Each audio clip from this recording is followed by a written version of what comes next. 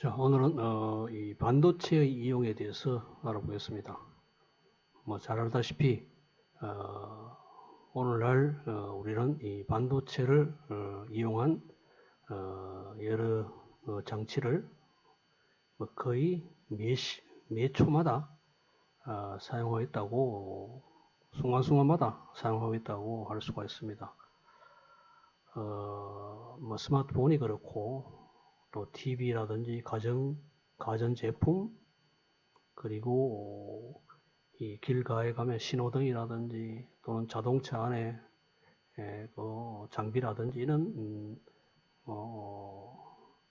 우리가 눈에 보이는 그런 이 사용하는 장치들이 거의 대부분이 이 반도체를 이용한 그러한 그 장치들로 작동되고 있습니다. 그래서 일상생활에 있는 거의 대부분의 어떤 장치들이 이 반도체를 기반으로 한 그런 장치들로 구성되어 있다고 할 수가 있겠습니다. 그래서 오늘은 이 반도체가 특히 이 IC라든지 이런 것들이 어떻게 구성되는지에 대해서 알아보도록 하겠습니다. 이 반도체와 이 전자기파는 뗄래야 뗄 수가 없습니다. 역사적으로 봐도 그렇고 그렇습니다만, 인간이 이제 가장 이 반도체에 관련돼 가지고 그 관련된 것이 바로 통신이거든요. 그래서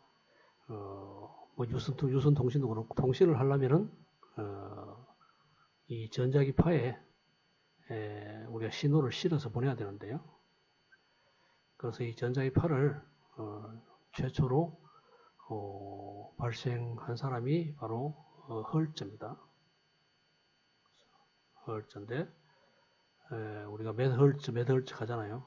예를 들어 대구 MBC FM이 120헐츠다든지 이런 식으로 이제 이 단위를 전자기파의 진동수 단위를 헐츠를 사용하고 있습니다.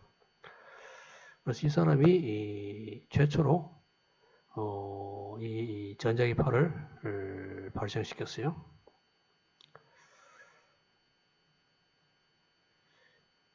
자, 그래서 기본적인 원리는 이 막스웰 방정식이 있습니다. 이 막스웰 방정식에 의해서 예견된 이 전자기파를 이 사람이 이 최초로 실험적으로 구현을 했습니다. 그런데 이 사람은 좀 약간 일찍 별세했죠. 그래서 좀 오래 살았으면은 이 통신 관련돼서 이 사람이 연구를 주도했을 것인데 그렇지 못하게 되었습니다. 그래서 그걸 실현시킨 사람이 이 마르코니라는 사람이에요. 그래서 마르코니는 이 전자기파를 발생시키고, 그리고 먼 곳에서 이 전자기파를 갖다가 수신하는, 그래서 송신과 수신, 전자기파의 송신과 수신을 최초로 성공했고, 물론 테슬라가 먼저냐 이런 논란은 어쨌거나 이 사람은 이 공로로 노벨 물리학상을 받았어요. 그래서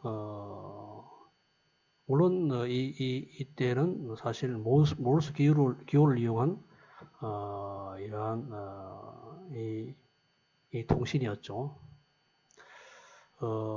그렇지만 어쨌거나 이 전자기파를 이용한 최초의 이 통신이 이 사람에 의해서 가능해졌고, 그에 따라서 그 공로로 노벨 물리학상을 받았습니다. 그 후로 이 진공관 형태의 이 정폭기를 이 사람이, 포레스트라는 사람이 이 오디온이라고 부릅니다. 발명을 했습니다. 기본적으로 이제 라디오 방송을 하려고 하면은 결국 라디오파에다가 라디오파에다가 사람의 음성을 실어서 이 방송국에서 보내죠. 보내면은 우리가 수신기인 라디오가 그걸 받아가지고 라디오판 없애고 사람의 음성을 정포해가지고 스피커를 통해서 듣게 만드는 이런 구조잖아요. 그래서 이 신호를 갖다 정폭할 필요가 있습니다. 신호를 정폭할 필요가 있는데 이 정폭기가 이제 필요한 거죠. 그래서 이제 받은 신호를 정폭해서 스피커에 우리가 충분히 들을 정도의 신호로 만들어야 되니까요. 그래서 이 정폭기가 이 라디오에서는 필수적인 것인데 이 사람이 이 진공관 형태의 이 오디오를 처음으로 개발했고, 그래서 이 사람을 우리가 라디오의 아버지라고 부릅니다. 자, 그런데 이보다도 더 이 정폭률이 좋고 그리고 일관성 있는 이 진공관이 만들어졌어요. 그래서 이 진공관을 이 라디오에 이용해서 진공관 라디오가 만들어졌습니다. 그리고 진공관 추원기하고 뭐 예전에 우리가 1900이 진공관 라디오하고 이 추원기가 늦게는 1960년대까지 도 사용했어요. 그리고 이 진공관식 그런 장치를 또 선호하는 사람들이 또 있습니다. 지금도 뭐 이용하는 사람이 있습니다만, 모으는 그런 취미를 가지고 있는 사람도 있습니다만, 어쨌거나 이 진공관을 이용한 정폭 라디오는 1950년대에 이 트랜지스터가 나옴으로써 완전히 없어졌어요.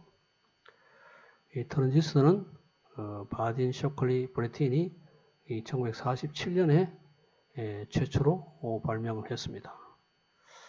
근데 처음에는 별로 각광을 받지 못했어요. 그래서 이 사람들이 이 트랜지스터의 중요성을 캐치를 못한 거죠. 자, 그러다가 이것이 상당히 중요하다는 것을 전폭시키는 거니까요. 그 작은 신호를 크게 만들 수 있으니까 결국 라디오의 진공관 대신에 이 트랜지스터를 사용하면은 진공관은 좀 크기가 크잖아요.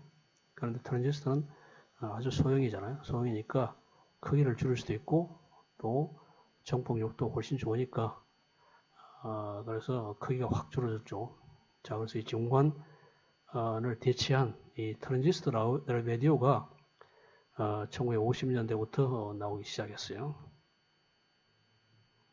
자, 그리고 이 트랜지스터를 이용한 이 전자 계산기도 만들어지기 시작했습니다. 자, 그리고 1958년에 킬비라는 사람이 이 최초의 이 집적 회로, 우리가 IC, 인터그레이티드 서큐트를 처음으로 개발했습니다.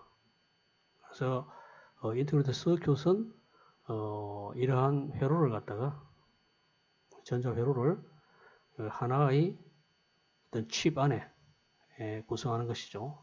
좀 지금 보면 좀 조조합니다만은 어쨌거나 이 킬비가 1958년에 이러한 IC를 최초로 개발했습니다. 그런 로이스라는 사람이 1년 후에 이게 훨씬 더 현대의 이 IC 구조와 비슷하잖아요. 그래서 이 플립플랍을 이런 식으로 구성을 했는데 물론 이 사람이 1년 빨랐죠. 이게 좀 조잡하지만 어쨌거나 이것도 하나의 IC니까요. IC 형태니까.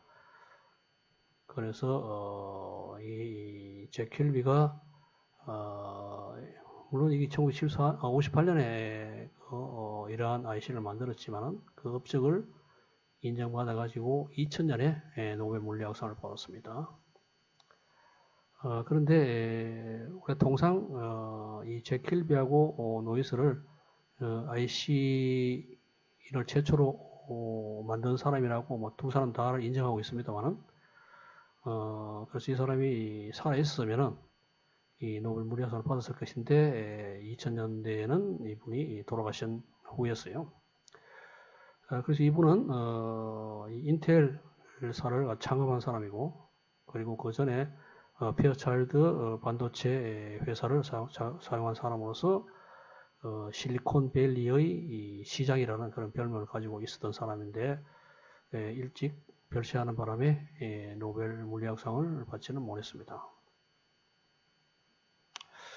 자, 그래서 이런 IC가 나옴으로써 결과적으로 굉장히 소형화됐죠. 이 기기들이 좀 더, 라디오도 그렇고, 그래서 그리고 컴퓨터도 또 이 IC를 이용해서 만들었고, 그래서 이 소형화되는 바람에 아주 그러니까 정교한 작용을 하는 IC를 만들 수 있고, 옛날에 기판에다가 회로를 막 구성하려고 하면은 엄청난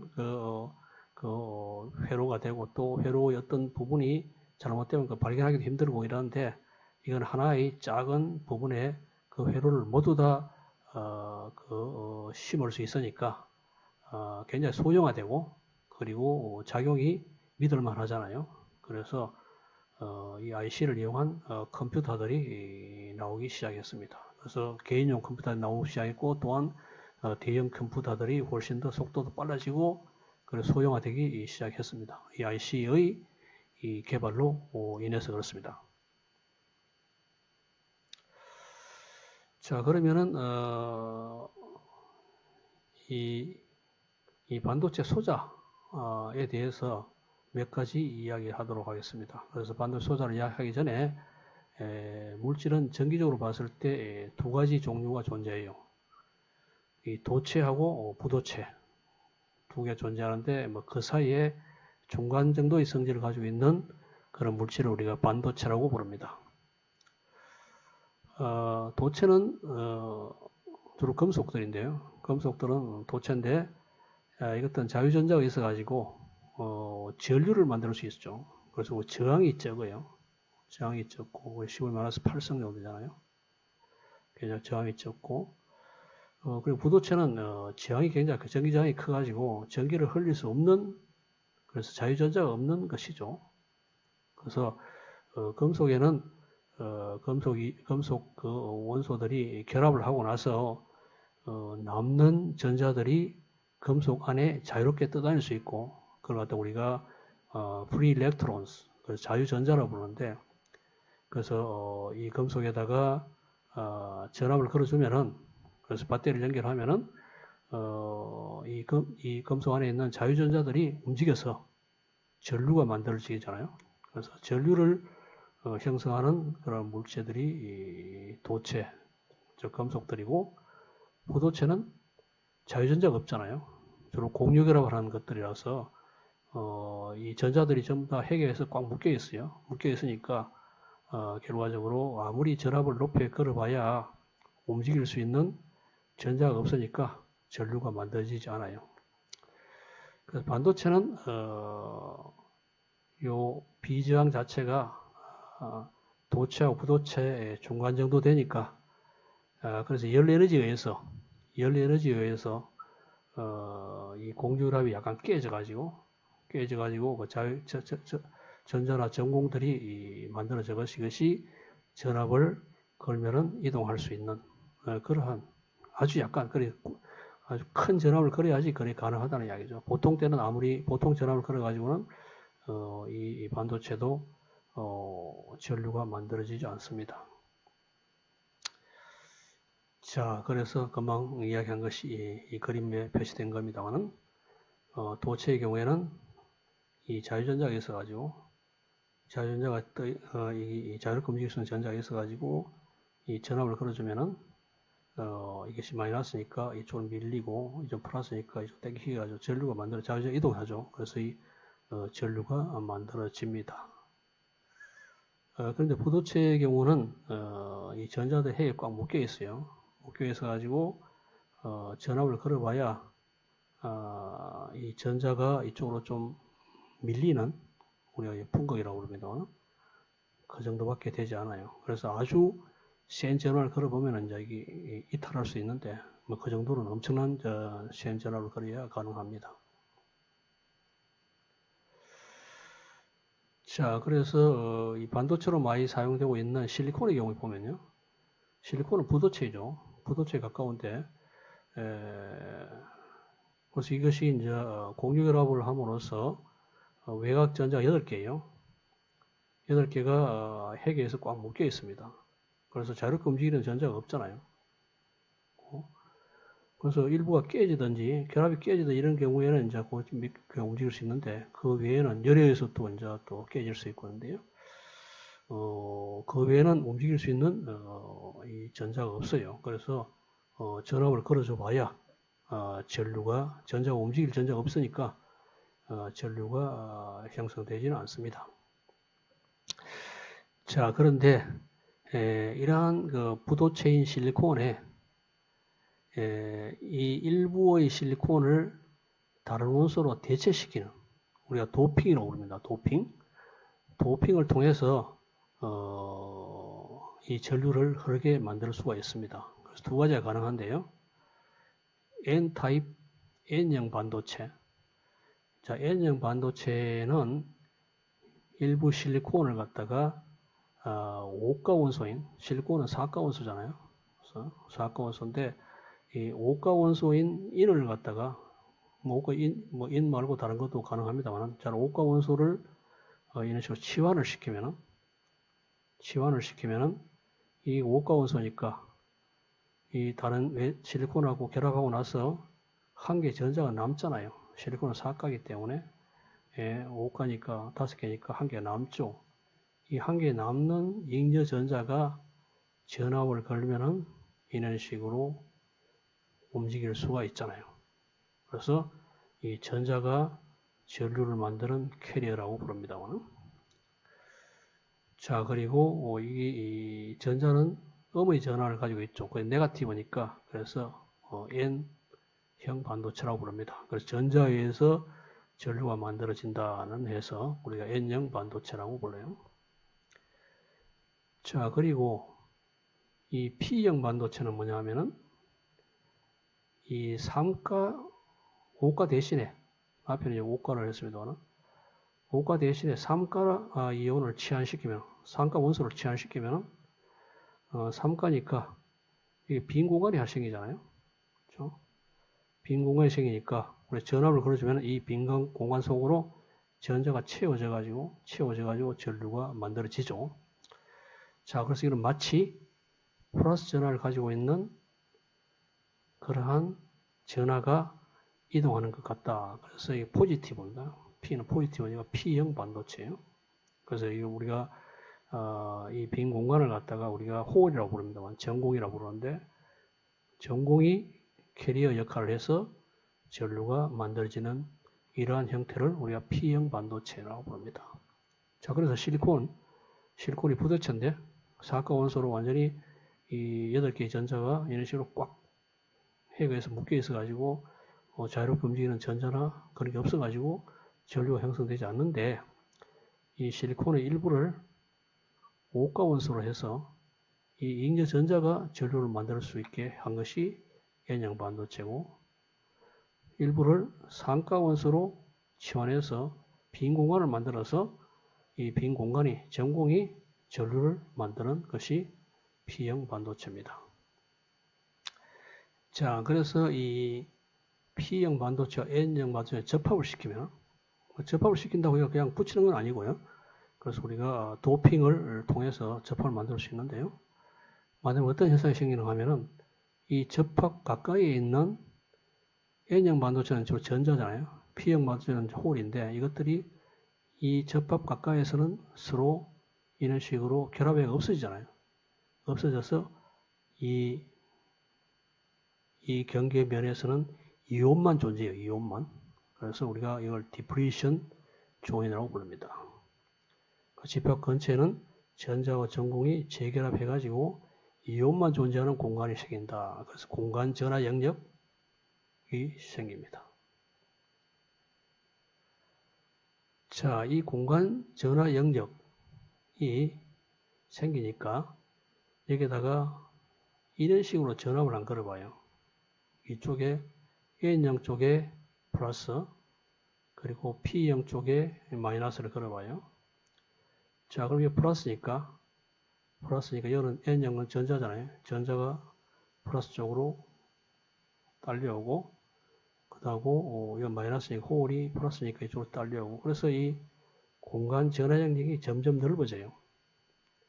넓어지니까 공간 전화 영역이 넓어져서 이 전자가 이동하지 않으니까 전류가 만들어지지 않습니다.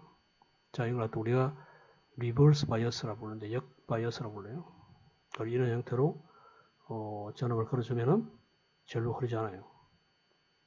반면에 이 N형 반도 쪽에 마이너스, P형 반도 쪽에 플러스를 걸어주면 돼요. 걸어주면은 마이너스니까 이게 전자를 미니까 좀 밀리고, 그리고 플러스니까 이 전구를 밀죠. 그래서 이것들이 경계를 넘어갈 수 있어요. 자, 그래서 전류가 만들어집니다. 그래서 공간 전화 영역이 좁아져 가지고 전화 이동이 가능해서 전류가 만들어집니다. 그래서 어느 쪽에 플러스 마이너스 그러냐에 따라 가지고 전류가 형성되기도 하고 형성 안 되기도 합니다. 자, 이걸 어디에 이용하겠습니까? 이런 식으로 정류에 이용할 수 있죠. 그리고 교류가 플러스 마이너스 바뀌잖아요. 플러스는 바뀌는데, 그래서 우리가 인풋에 플러스 마이너스 바뀌는 이러한 교류를 넣어주면은, 요거 이제 우리가 PN 정션 다이오드라고 부릅니다. 이 다이오드 기호예요. 다이오드 이쪽 방향이에요. 자, 다이오드가 통과한 것은 아까 봤다시피 마이너스 쪽은 전류가 안 흐르잖아요. 흐르지 않고 플러스 쪽만 전류가 흘러가지고 이 아웃풋을 보면은 브로우 색깔로 이런 식으로 돼요. 자, 그래서 이걸 갖다가 다이오드를 이런 식으로 연결하면은 이것이 이런 식으로 돼요. 그래서 마이너스 쪽도 올라와 가지고 이런 식으로 돼요. 자, 그리고 여기서 축전기를 달아주면은 이 축전기 방전되기 때문에 여기서 방전되기 때문에 이런 식으로 청색으로 선이 바뀌어요. 그래서 몇 단계를 거쳐주면은 이것이 일정한 전압이 나와요. 그래서 이 교류가 들어가는 교류가 직류로 바뀌어져 나오잖아요. 자, 이와 같이 이 다이오드는 교류를 직류로 바꾸는 데 사용할 수가 있습니다. 그 외에 응용 분야가 많습니다만 대표적으로 이 다이오드는 이와 같이 교류를 직류로 바꾸는 데 널리 사용되고 있습니다. 자, 그래서 표시는 이런 표시고요. 모양은 이런 모양으로 되어 있고요. 아까 이야기했다시피 마이너스 쪽은 전류 흐르지 않고 플러스 쪽은 전류 흐릅니다. 그래서 이 자체의 어떤 포텐셜이 있기 때문에 실리콘을 이용한 것은 대충 0.6V 이상 걸어줘야지 이런 식으로 전류가 흐릅니다. 자, 이거 실제로 실험한 것인데요. 걸어주면은, 플러스 마이너스 걸어주면은 0.6V 이상 될 때 전류가 흐르는 것을 실험적으로 관찰할 수가 있습니다. 그래서 전류 측정하고 전압 측정하면 이런 결과를 얻을 수가 있습니다.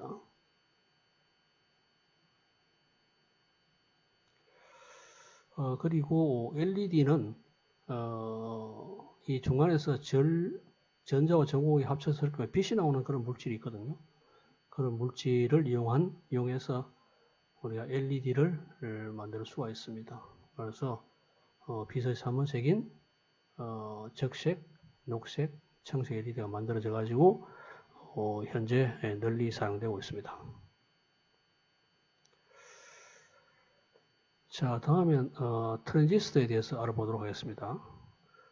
트랜지스터는 아까 다이오드는 P형하고 N형 접합이 한 개죠. 한 개 되는 접합이 두 개입니다. 이 접합이 있고 이 접합이 있고. 자, 그래서 이쪽이 이 N형 반도체고요. 이쪽이 P형 반도체, N형 반도체 또는 뭐 PNP로 만들 수 있겠죠. 어쨌거나 접합이 이 두 개인 이러한 소자를 우리가 바이폴라 트랜지스터라고 합니다. 저건 트랜지스터라고 일반적으로 트랜지스터라고 합니다. 이 트랜지스터 구조를 보면은 요 중간을 우리 베이스라 부르고 에미터 콜렉터를 부르는데 이 베이스 부분이 굉장히 좁아요. 좁으면은 그 에미터에서 전자들이 베이스를 거쳐가지고 콜렉터로 이동합니다. 자, 그래서 이동하는 전자의 수는 요 베이스의 전류를 통해서 우리 제어를 하거든요. 그래서 전류를 통해서 많이 할 수 있고 적게 하게 할 수도 있어요. 그래서 이게 전류 제어 소자라고 부릅니다. 자, 보면 베이스 전류가 적을 때 0 안 걸었을 때하고 10 마이크로, 20 마이크로, 30 마이크로암페어, 40 마이크로암페어에 따라서 다르죠. 이런 식으로. 그래서 이 부분을 이용하거든요. 트랜지스터가 이 부분에 있도록 해서 이용합니다. 그리고 이건 실험 EN3904라는 트랜지스터를 이용해서 실험한 결과죠. 그래서 이러한 특징을 우리가 실험적으로 볼 수 있고요. 자, 그리고 베이스에 들어간 전류가 콜렉터에 들어간 전류가 베이스 전류보다도 콜렉터에 나오는 전류가 훨씬 커요. 그래서 전류 정폭 효과가 있으니까 그래서 이걸 이용해서 신호를 크게 만들 수 있잖아요. 그래서 여기 보면은 EN3904를 이용해서 측정을 해보면은 베이스 전류하고 콜렉터 전류를 비교하면 190배, 그래서 190배의 정폭 효과가 있다는 것을 알 수가 있습니다. 그래서 뭐 트랜지스터의 가장 많이 이용되는 분야가 바로 정폭이죠. 작은 신호를 크게 만드는 그런 작용을 하는 거니까 이걸 가장 많이 이용하고 있어요. 그래서 트랜지스터는 이런 모양 굉장히 작습니다. 그래서 진공관 앞에 본 진공관보다는 크기가 훨씬 작다는 것을 알 수 있죠. 그래서 이 정폭기를 갖다 구성했는데요. 이런 형태로 EN3904를 이용해서 이 정폭기를 이러한 식으로 구성했는데 인풋하고 아웃풋을 비교를 하면은 보다시피 대략 한 120배의 신호를 정폭시키는 것을 알 수 있습니다. 두 개 연결하면 그보다 훨씬 120, 곱하기 120이니까 굉장히 큰 작은 신호도 굉장히 큰 신호로 만들 수 있다는 것을 알 수가 있습니다. 트랜지스터 아까 바이폴러 트랜지스터인데 이건 장션 트랜지스터라 해가지고 이러한 형태의 트랜지스터 만들 수가 있습니다. 그래서 N형 반도체가 있고 P형 반도체를 양 끝에 붙이면은 여기다 전압을 걸어주면은 이 전자들을 밀어가지고 이런 식으로 막을 수도 있거든요. 자, 그래서 이 게이트에 전압을 걸어줌으로써 이 채널의 폭을 갖다가 요 전자가 흐를 수 있는 공간이 채널이죠. 채널의 폭을 조절해가지고 전류를 조절할 수 있죠. 자, 그래서 이걸 우리가 전압 제어 소자라 했어요. 아까 바이폴러는 이 전류를 베이스에 흐르는 전류를 조절해서 여기 흐르는 콜렉터로는 전류를 제어하는 이러한 전류 제어 소자인데 반해서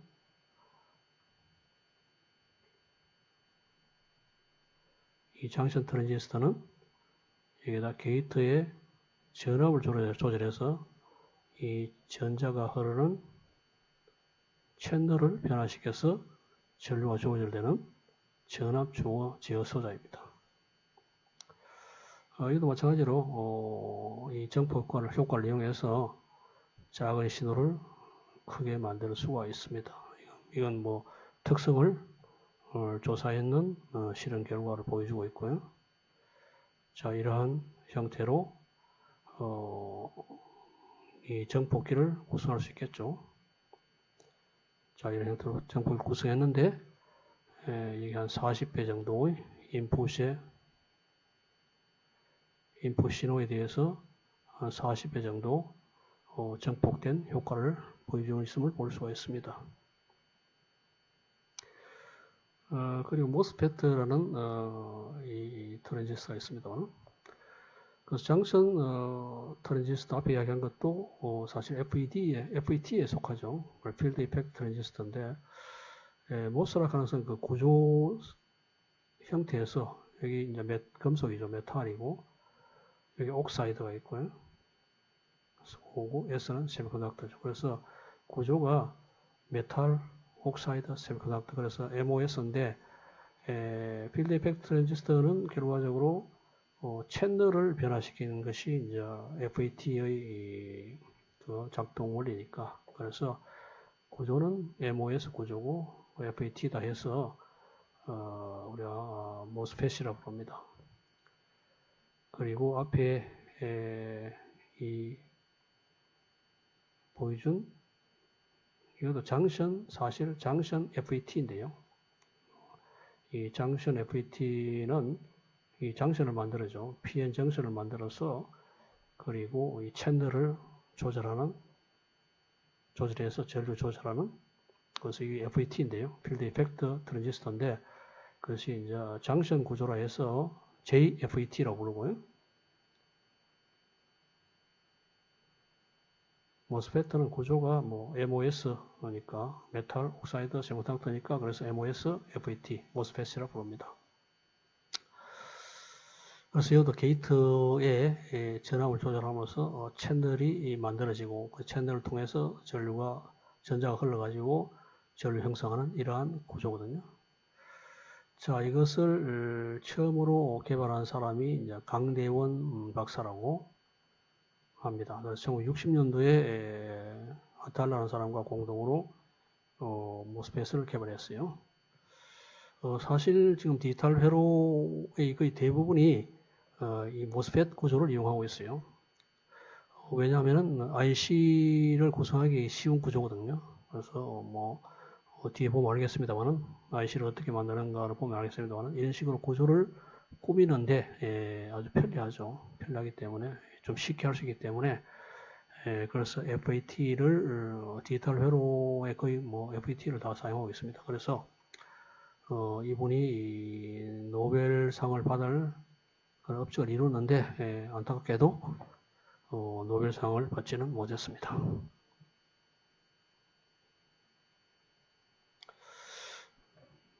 자, 앞에 이야기했다시피 이 모스펫도 게이트에 전압을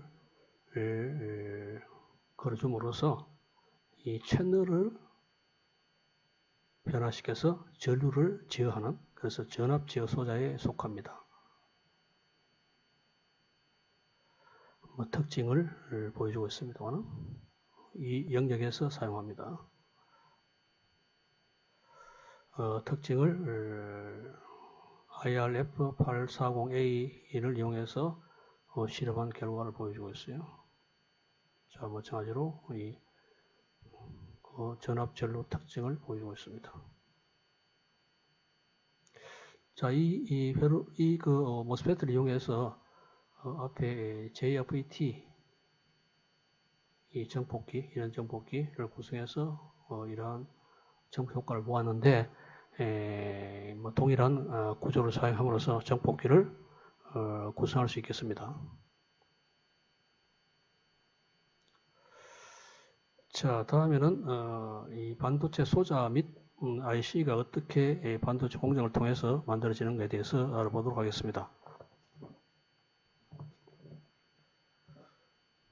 자, IC를 구성하는데 첫 번째는 회로를 설계해야 되겠죠. 설계하고 그리고 리토그래피 과정 좀 이따 이야기했습니다만 거치고 그 에칭 과정 거치고 그리고 이 전극을 만들고 패키징하고 테스팅하고 이런 과정을 거쳐서 IC가 만들어집니다. 그래서 IC는 이 회로죠. 회로인데 회로를 실리콘 그 얇은 웨이퍼에 거의 구성을 하는 거죠. 구성을 하는데 회로 소자들이 뭐 여러 가지 많잖아요. 그래서 저항도 있고 축전기도 있고 그리고 인덕터도 있고 여러 가지 그 반도체 그러니까 반도체 소자로서 또 다이오드도 있고 트랜지스터도 있고 뭐 여러 가지 있잖아요. 이런 거 갖다가 이제 이 실리콘 웨이퍼에 구성을 하는데 저항은 어떻게 구성하느냐 하면은 저항은 뭐 이 반도체, 뭐 P형 반도체 자체의 저항을 사용합니다. 그래서 이 길이하고 폭을 갖다 조절함으로써 저항이 조절되니까 저항의 양이 조절되니까 이런 식으로 이 기판에 이런 식으로 구성함으로써 저항이 만들어집니다. 자, 촉전기는 PN 접합을 이용하니까요. 그래서 PN 접합을 만들므로써 우리가 촉전기를 구성할 수 있고요. 트랜지스터는 뭐 보다시피 PNP 트랜지스터를 이런 식으로 만들어 가지고 전극을 꼽아 가지고 베이스, 에미터, 콜렉터 전극을 꼽아 가지고 트랜지스터가 만들어집니다. 다이오드도 마찬가지로 PN 접합을 만들므로써 다이오드가 만들어지고, 그래서 이런 식으로 이 실리콘에다가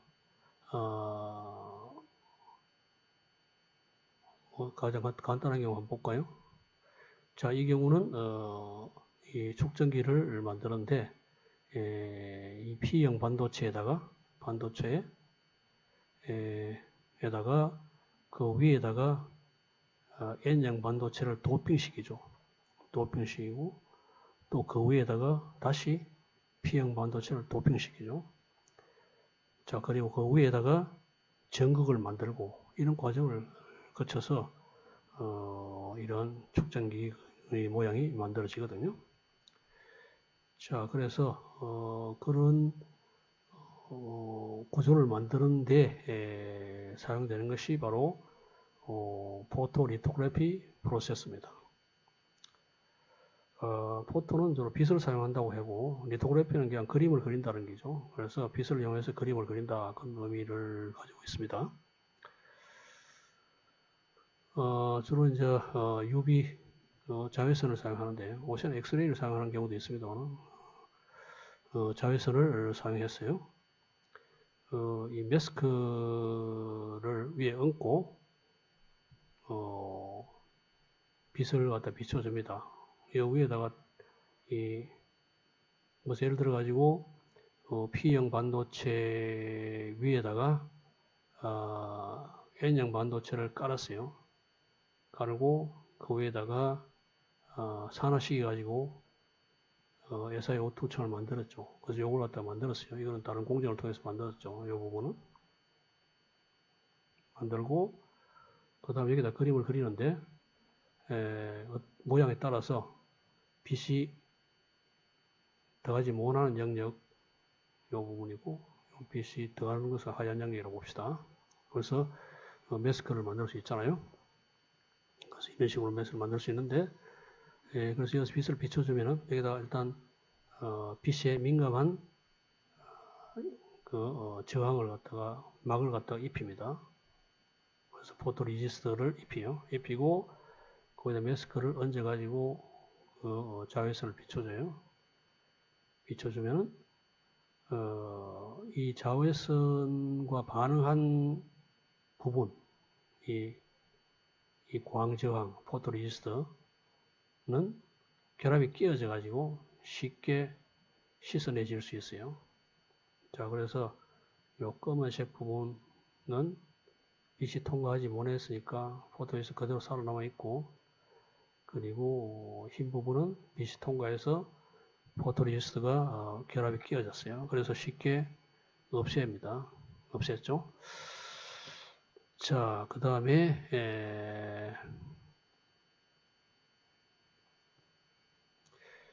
이제 엣징을 시키는데 엣징은 그 화학 약품을 이용해서 이 포토리지스트가 있는 부분은 이 침투가 안 되니까 포토리지스트가 없는 부분은 깎이지죠. 이쪽으로 SiO2가 산화제에 깎입니다. 그래서 깎여졌죠. 요거는 깎여졌고 요거는 살아남아 있고 그래서 이런 식으로 됐어요. 자, 그 다음에 포토리지스트를 없앴습니다. 없애고 나서 그러면 이런 모양이 되겠죠. 자, 여기다가 도핑을 시킵니다. 도핑을 시켜가지고 이 위에서 도핑을 시키면은 결국 이 산화층이 있는 부분은 침투가 안 되잖아요. 침투가 안 되고 산화층이 없는 부분에 이 도핑하는 원자들이 침투할 수 있죠. 그래서 이 부분이 이 P형이 되잖아요. P형 되고 예를 들어 P형을 갖다 도핑시키면 이쪽은 P형이 되고 이건 침투가 안 되니까 얘도 남아 있고 그 다음 이 부분은 침투가 되가 B 플러스 이거 B 플러스 이런 식으로 이제 만들 수 있겠죠. 자, 이런 그 과정을 거쳐가지고 우리가 원하는 구조를 만드는 것을 우리가 포토 리토그래피 프로세스라고 부릅니다. 그래서 아주 기본적인 뭐 반도체 공정이에요. 그래서 이걸 갖다가 사용함으로써 여러 형태의 구조를 만들 수가 있습니다.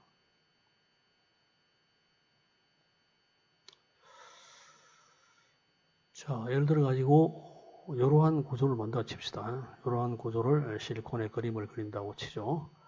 이 다이오드가 지금 2개 있고 저항이 2개 있고 트랜지스터 1개 있죠. 자, 그래서 이 입력이고 이 출력입니다. 그래서 A와 B에 신호가 들어가지고 아웃풋에는 A 플러스 B로 출력이 나오는 이러한 작용을 하는 IC입니다. 자, 이것을 갖다가 구성하기 위해서 P형 반도체 위에다가 N형을 입혔고 그 위에다가 산화층을 입혔죠. 이건 다른 공정에서 만들어진 것이고요.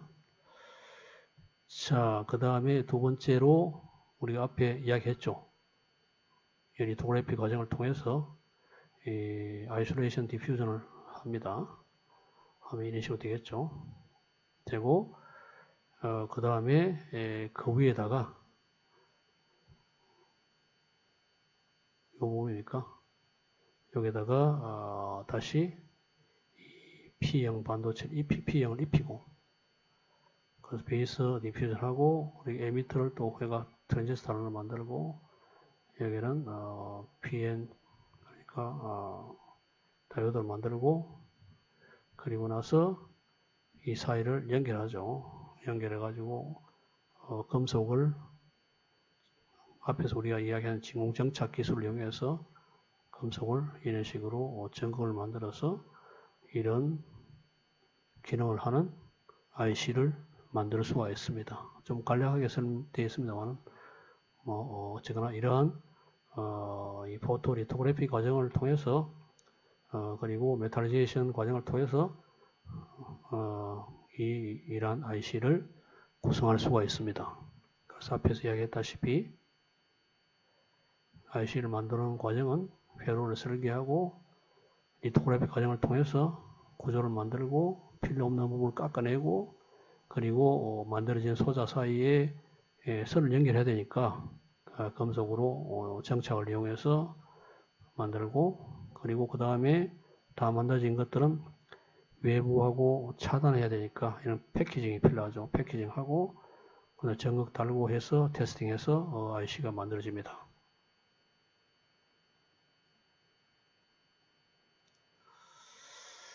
자, 물론 IC를 만들 때는 결국엔 실리콘이 만들어지는데 실리콘을 사용하는데 실리콘을 덩어리로 만들어 가지고 이걸 잘라 가지고 얇은 막으로 얇은 참 실리콘 웨이퍼를 만듭니다. 그래서 웨이퍼에다가 앞에 이용한 공정을 이용해서 여기다가 그림을 그리는 거죠. 자, 이건 하이닉스 반도체 공정하는 곳을 사진을 보여주고 있고요. 그리고 삼성 반도체 공정을 보여주고 있습니다.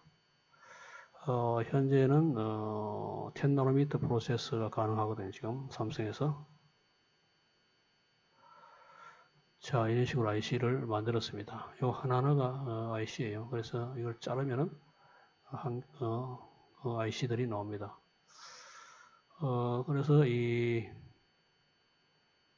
삼성이라는 그 한국의 반도체가 성공할 수 있은 그 주된 원인이 이 빠른 의사결정을 통해서 이 공정을 빨리 바꿀 수 있다는 거죠. 왜냐하면은 이 초창기에는 3인치 웨이퍼를 사용했어요. 3인치 웨이퍼를 사용하다가 그다음에 점차적으로 지금 사이즈가 커져가지고 18인치 웨이퍼를 지금 사용하고 있습니다. 이 큰 사이즈를 사용하는 것이 결과적으로 단가를 내릴 수 있죠. 왜냐하면은 한문공정에 3인치를 사용해서 반도체를 IC를 만든다고 했을 경우에 이 쪼개봐야 몇 개 안 되잖아요. 몇 개 못 만드는데 이 큰 웨이퍼로 만들면은 엄청난 개수의 IC를 한목에 만들 수 있잖아요. 자, 그런데 이 반도체 공정 라인을 하나 까는 데는 수조 원이 들거든요.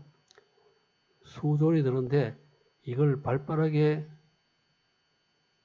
이런 식으로 큰 웨이퍼로 만드는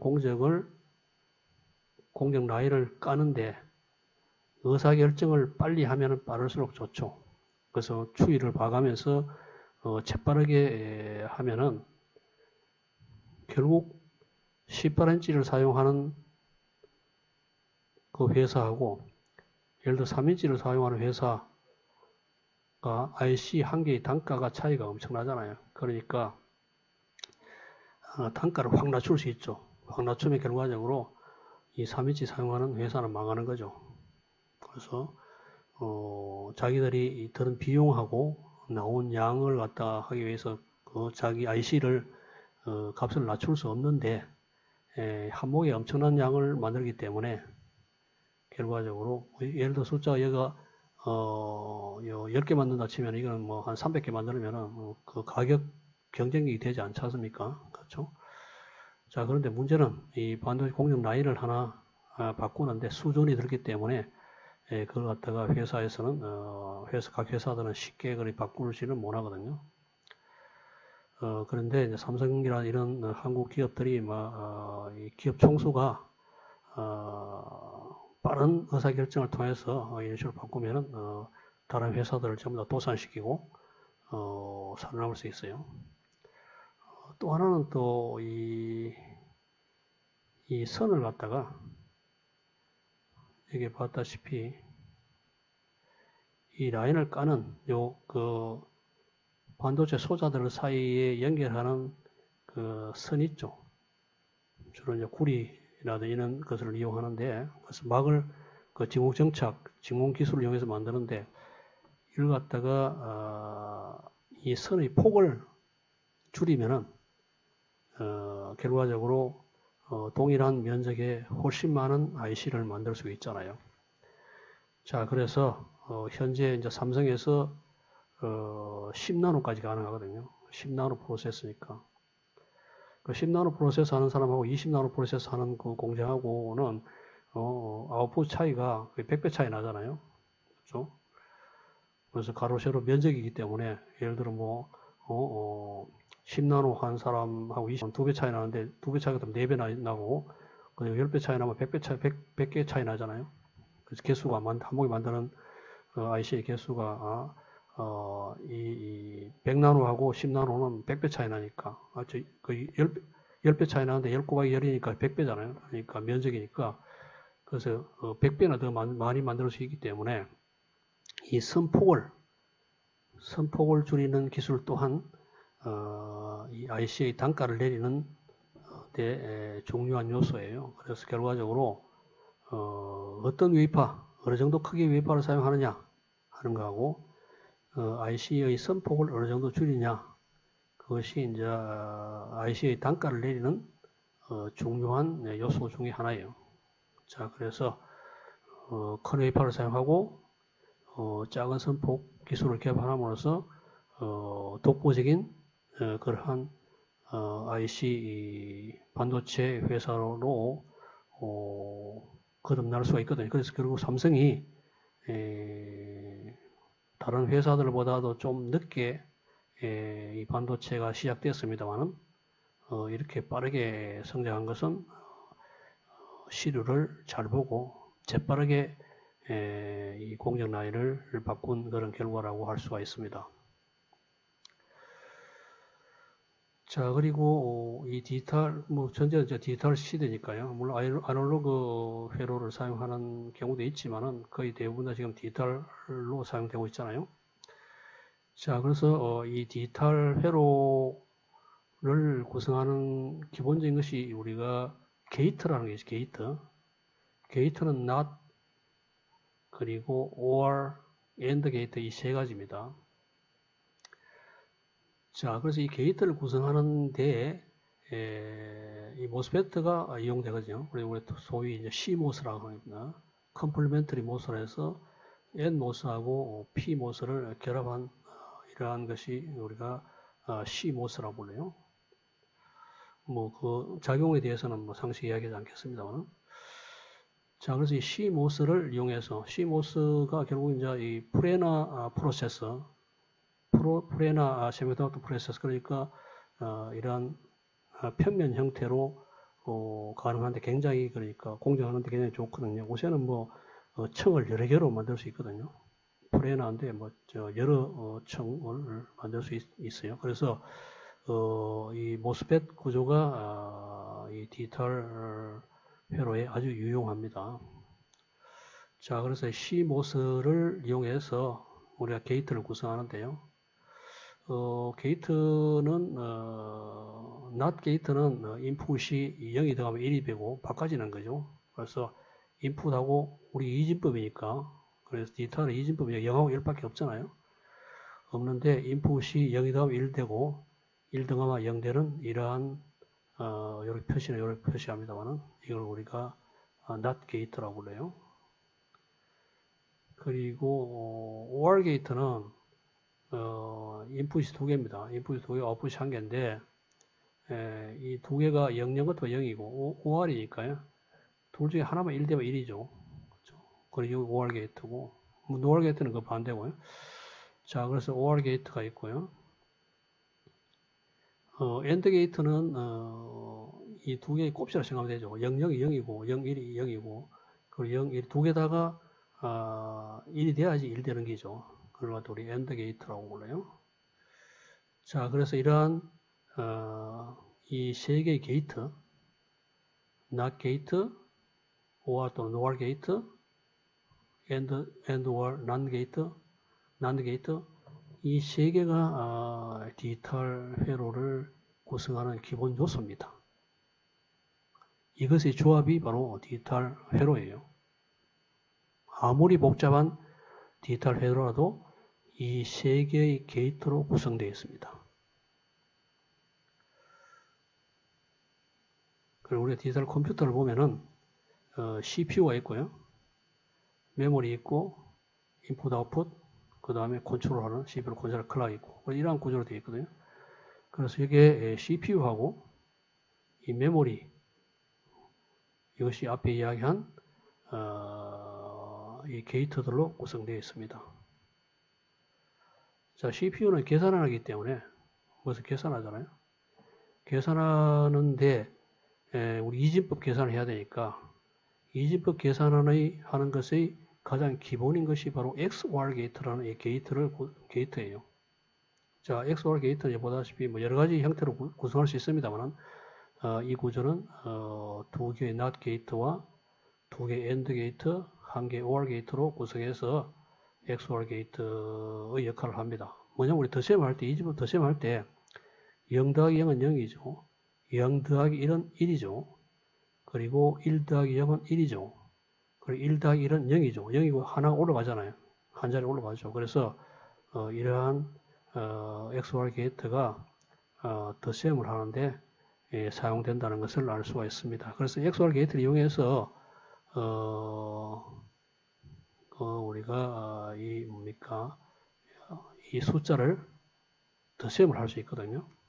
그래서 상세한 것은 이야기하지 않겠습니다만 그래서 더셈을 할 수가 있습니다. 그래서 두 개를 합한 거하고 그 다음 올라온 그래서 밑에서 올라온 거하고 캐리하고 이래 가지고 합산을 할 수가 있습니다. 그래서 포빗 애들을 보면은 네 자리 숫자죠.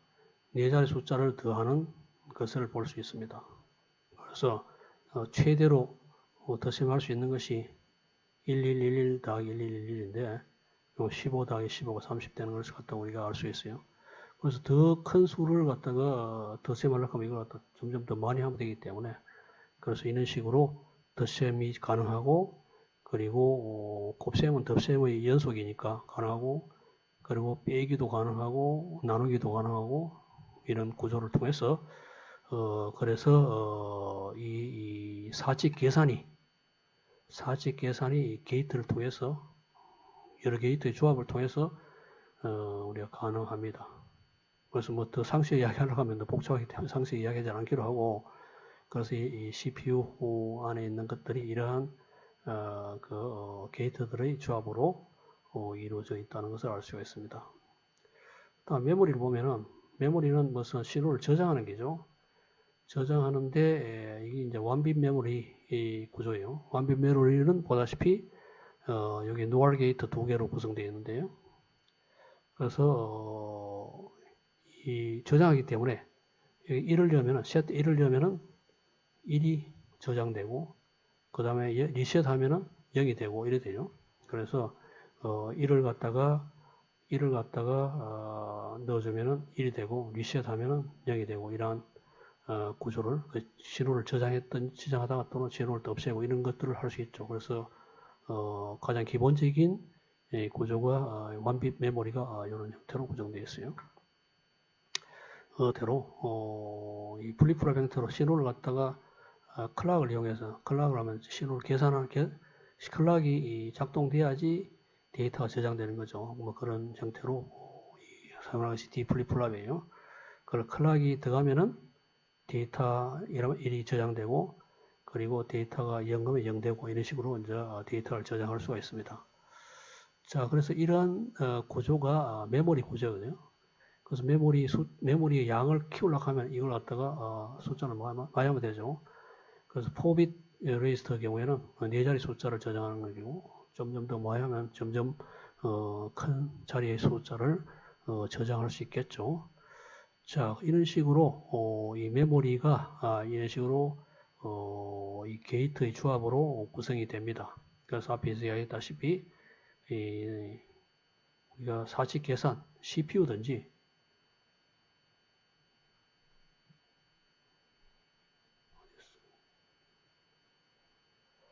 자, CPU든지 또는 메모리든지 둘 다 어쨌거나 이 게이트들의 조합으로 구성되어 있다. 그래서 아무리 복잡하고 복잡한 CPU든지 아무리 복잡한 메모리라도 이런 게이트들의 조합으로 구성되어 있다는 것을 알 수가 있습니다. 자, 그래서 반도체 소자들 보면요, 뭐 이건 반도체 소자는 아닙니다만은 저건 저항 축전기 있고 이건 뭐 반도체 소자는 아니고요. 그 다음에 IC를 복잡하죠. 그래서 이러한 형태의 IC를 우리가 만들 수 있고요. 그 마이크로 프로세서는 컴퓨터에 들어가는 CPU 마이크로 프로세서들이 보여주고 있습니다. 이건 펜티움, 펜티움급이고, 그래서 이런 식으로 이 중앙 처리 장치 CPU가 이런 식으로 구성이 됩니다. 자, 이거는 IC들, 다른 작용을 하는 IC들이고, 크기를 보면은, 여기 1cm니까 굉장히 작은 사이즈입니다. 그리고 정유기, 겨루를 직류로 바꾸는 정유기를 IC로 만드는 것을 보여주고 있고, 이런 정폭기 IC들이 있습니다.